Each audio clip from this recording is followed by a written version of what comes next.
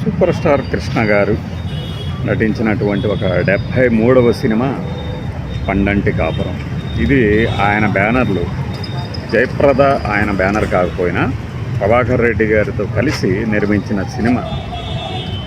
ఆ వరంగా 3వ సినిమా అన్నమాట కృష్ణ గారి ప్రొడక్షన్లో. ఒక స్వర్ణోత్సవం జరుపుకున్నటువంటి అద్భుతమైన కుటుంబ గాథా చిత్రం.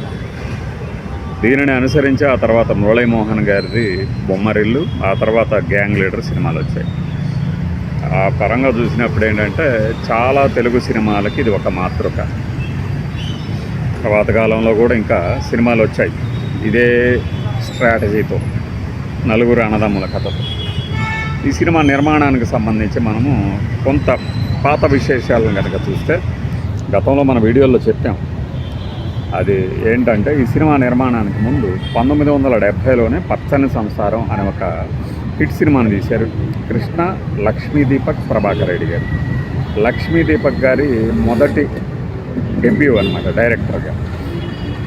మంచి సినిమా అవడంతో తర్వాత సినిమా కూడా ఒక కుటుంబ గాథా చిత్రమే తీద్దామని ప్రభాకర్ రెడ్డి గారు తలపెట్టినప్పుడు కథ, రెమ్యూనరేషన్స్, కాస్టింగ్ చూసినప్పుడు చాలా భారీగా ఉంది. అందులో ఏంటంటే దీనికి సంబంధించి మనకి భానుమతి గారు ముందు జమున గారు వేసిన క్యారెక్టర్ని అనుకున్నారు. సో భానుమతి గారు, కృష్ణ గారు, ఎస్వి రంగారావు గారు వీళ్ళందరూ అయ్యేసరికి చాలా భారీ బడ్జెట్ అవుతుంది అనుకొని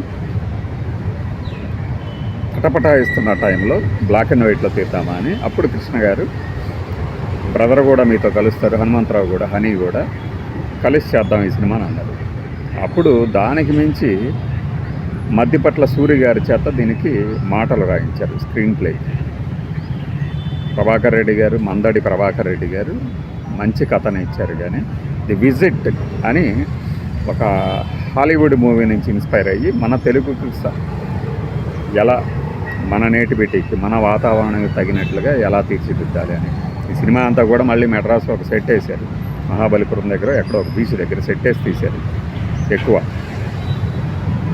అలా ఈ సినిమా తయారైన సందర్భంలో భానుమతి గారిని తీసుకున్నారు అన్నప్పుడు ప్రభాకర్ రెడ్డి గారిని, కృష్ణ గారిని కంగారు పెట్టినప్పుడు కొంతమంది ఆమెతో మీరు ఎక్కడ పడతారు, మీరు ఆమె డిమాండ్లు కానీ ఆమె పాత్ర గురించి కానీ చాలా షరతులు పెడతారు అన్నప్పుడు మళ్ళీ అప్పటికే ఆమె గ్రౌండ్ వర్క్ కూడా చేసుకొని రాణి మాలినీదేవి క్యారెక్టర్కి ఎలా నటించాలి తాను అనే హోంవర్క్ కూడా చేసినప్పుడు ఈ మాట చల్లగా చెప్పేశారు. నాకు తెలిసి ప్రభాకర్ రెడ్డి గారిని ఉసుగొలుపుంటాడు, ఏమిటి అలా చూస్తావు అనుకుంటూ. ప్రభాకర్ రెడ్డి గారు అలా చెప్పిన తర్వాత అప్పటికే కృష్ణ గారు ముప్పటిగా సినిమాలు చేస్తూ ఉన్నారు. ఇది 72 నాటికంటే 72, 73లోనే మన హీరో గారు రికార్డు బద్దలు కొట్టింది. 18 సినిమాలు, 22 సినిమాలు ఒప్పుకొని. సో అంతా మన మంచిగా అని భరణి పిక్చర్స్ మీద తీసింది. అదే అనుకుంటున్నాను, అంతా మన మంచిగా. భానుమతి గారి సినిమాలో కృష్ణ గారు ఒక హీరో, అంటే కథ అంతా ఆమె చుట్టూ తిరుగుతున్నా కూడా డ్యూయేట్లు ఒక ముఖ్యమైన పాత్రను చేశారు కృష్ణ గారు.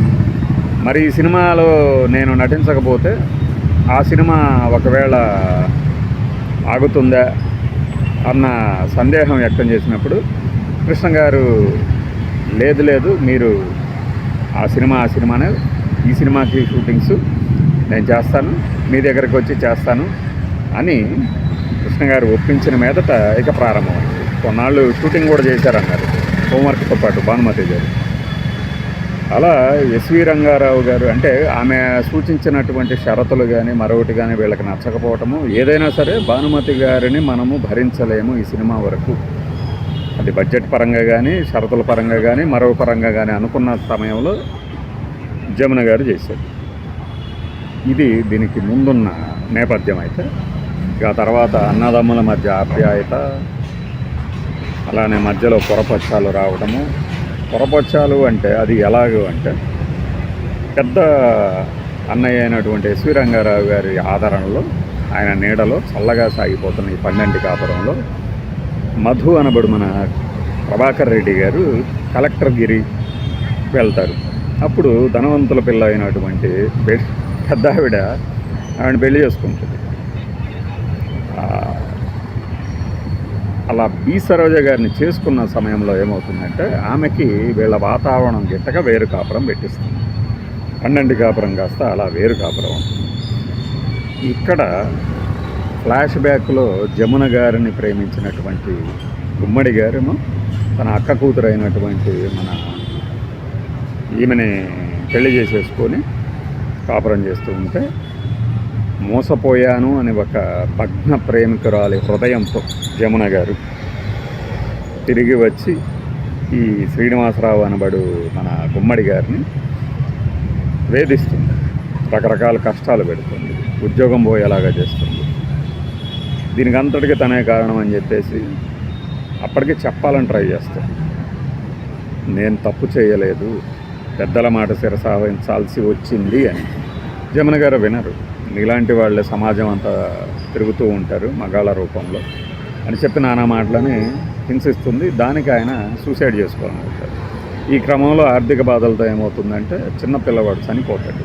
గుమ్మడి జంట తాలూకు చిన్న పిల్లవాడు. ఇది చివరిలో మన కృష్ణ గారు, విజయ నిర్మల గారు అసలు జమున గారు తను చనిపోయింది అనుకుంటున్నటువంటి జమున గారి కూతురైన శారద గారిని, మన సుజాత ఉరఫ్ జయసుధ గారిని తన కూతురుగానే ఎవరికీ తెలియకుండా పెంచుతారు ఎస్వి రంగారావు గారు. ఎవరికీ తెలియకుండా అంటే తన కూతురుగా పెంచుతారు తప్పితే జమునకి మన గుమ్మడి గారికి పుట్టిన బిడ్డని ఎవరికి తెలియదు. ఆ బిడ్డ కూడా నువ్వు నా తల్లి అని చెప్పుకోవడానికి అసహ్యం వేస్తోంది అని చెప్పిన మీద ఆమె కళ్ళు తెరుచుకుంటాయి. ఇది క్లైమాక్స్ భాగం. మొదటి భాగం అంతా చాలా సరదాగా ఉంటుంది.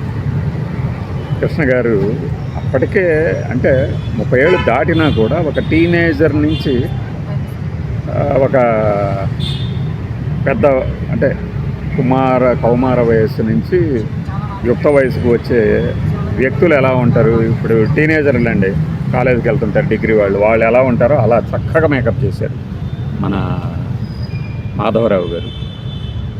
విజయ నిర్మల గారు ఇంకా ఎక్కువ వయసు కనిపిస్తుంది కృష్ణ గారి కన్నా కూడా. అంత కృష్ణ గారు గ్లామరస్గా ఉంటారు. ఈ పాటలు కానీ, ఈనాడు కట్టుకున్న బొమ్మరిల్లు కానీ.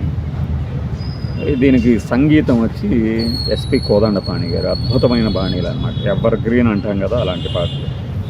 ఆయనే 2 పాటలు కూడా పాడారు. ఏది ఇదిగో దేవుడు చేసిన బొమ్మ అలాంటి పాట, అజరామరం అంటాం కదా, అలాంటి ఒక పాటని. ఇక ఏమమ్మ జగడాల వదినమ్మ అనే ఒక పాట కానీ, టీజింగ్ సాంగ్ వదిన గారిని కృష్ణ గారు టీజ్ చేస్తారు.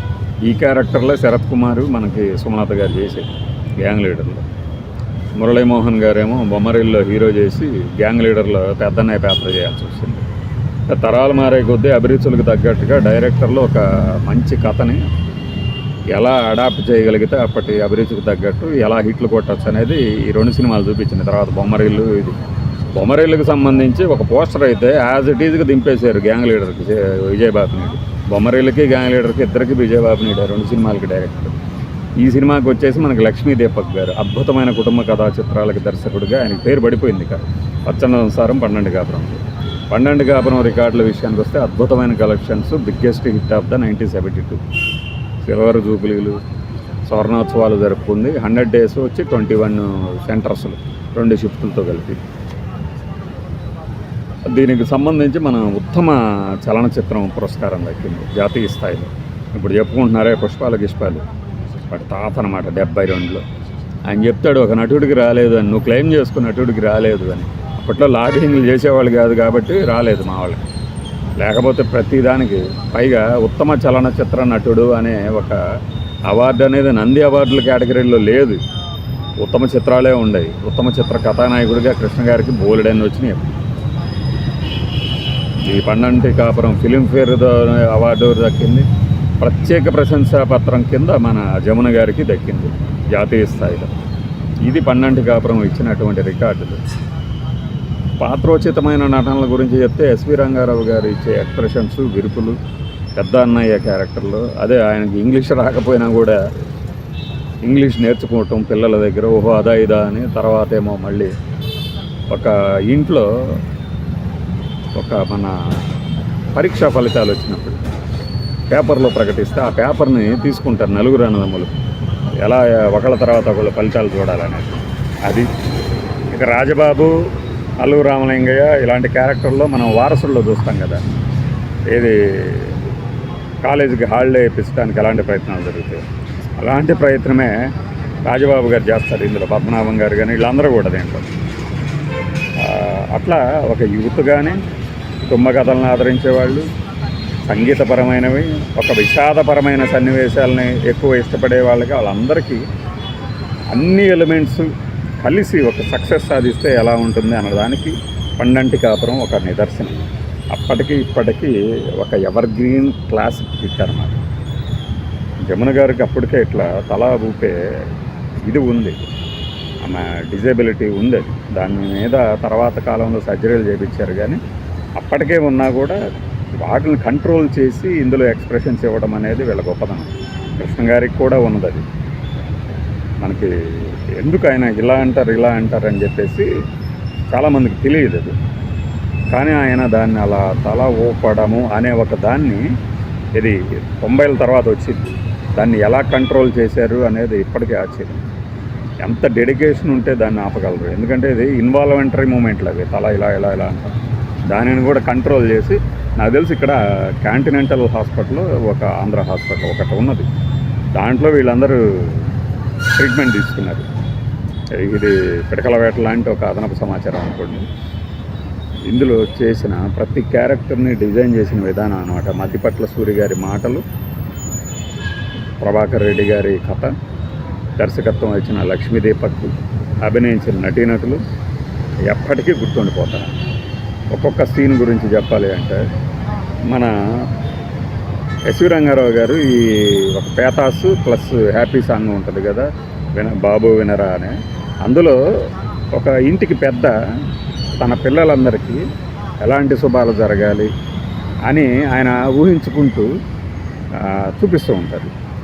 మాంటేజెస్ సాంగ్స్ లాగా పిల్లలకి జరగాలి పెద్ద పెళ్ళిళ్ళు, అవి చూసి ఆనందించాలి.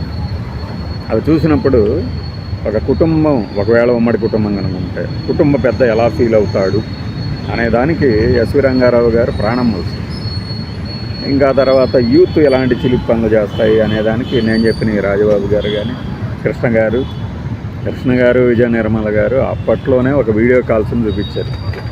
మన ప్రభాకర్ రెడ్డి గారు మీకు ఈ గిఫ్ట్ తెచ్చాను అని. అలాంటి సీన్నే తర్వాత నిన్నే పెళ్ళాడతారు నాగార్జున టాబు మధ్య కనిపిస్తుంది.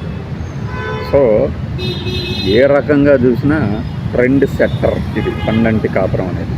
100 days తర్వాత ఫంక్షన్ చేయడానికి కృష్ణ గారు ఒక పత్రికా ప్రకటన కూడా ఇచ్చారు. ఎన్టీఆర్ గారు వస్తున్నారు, సహృదయంతో అంగీకరించిన కృతజ్ఞతలు అనే వినయంగా. ఆ ఫంక్షన్ ఎలా జరిగింది, తొందరలోనే బ్రదర్తో సినిమా చేస్తానని ఆయన చెప్పడము, దేవుడు చేసిన మనుషులకి. ఆ తర్వాత దాన్ని ఆయన ఎందుకు నిరాకరించాడు, అవన్నీ మళ్ళీ దాన్ని నిరాకరించిన సినిమాని మళ్ళీ వీళ్ళు ఎలా ఒప్పించగలిగారు, ఇదంతా ఏంటంటే అది మరొక చరిత్ర అన్నమాట. మన మోసగాళ్ళకి మోసగాడు, పండంటి కాపురం, అల్లూరి సీతారామరాజు, ఈ మధ్యలో దేవుడు చేసిన మనుషులు, ఇవి పద్మాలయ ఆరంభంలో సృష్టించినటువంటి సంచలనాలు. అందులో ఇది 2వది, మొత్తంగా చూస్తే 3వది అగ్ని పరీక్ష, మోసగాళ్ళకి మోసగాడు, పండంటి కాపురం. ఇది ఇలా చెప్పుకుంటూ పోతే చాలా చెప్పొచ్చు సినిమా గురించి. బై.